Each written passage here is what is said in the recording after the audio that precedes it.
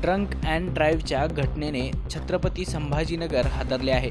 10 वर्षानंतर झालेल्या बाळाचे बारसे आटोपून पुण्याला जाणाऱ्या कुटुंबाच्या कारला दारू पिऊन गाडी चालवणाऱ्या तरुणांच्या स्कॉर्पिओने जोरदार धडक दिली. या भीषण अपघातात चौघांचा दुर्दैवी मृत्यू झाला आहे. याबाबत अधिक माहिती अशी की अमरावती येथील अजय देसरकर हे अभियंते कुटुंबासह पुण्याला जात असताना दारू पिऊन गाडी चालवणाऱ्या तरुणांच्या स्कॉर्पिओने त्यांच्या गाडीला जोरदार धडक दिली. संभाजीनगर शहरापासून जवळच असलेल्या नगर रोडवरील लिंबे जळगाव परिसरात टोलनाक्याजवळ ही घटना घडली.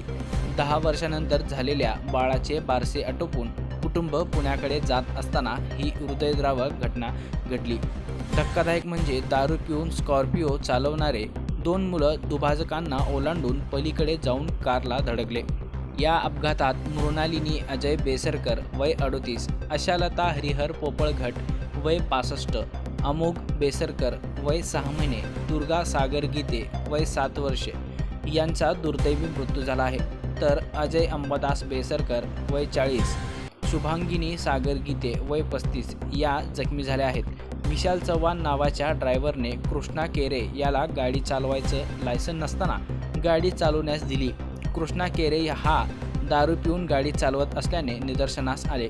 या प्रकरणी दारू पिऊन गाडी चालवत अपघाताला कारणीभूत ठरलेल्या 2 जणांवर सदोष मनुष्यवधाचा गुन्हा दाखल करण्यात आला आहे. पुढील तपास पोलीस करत आहेत.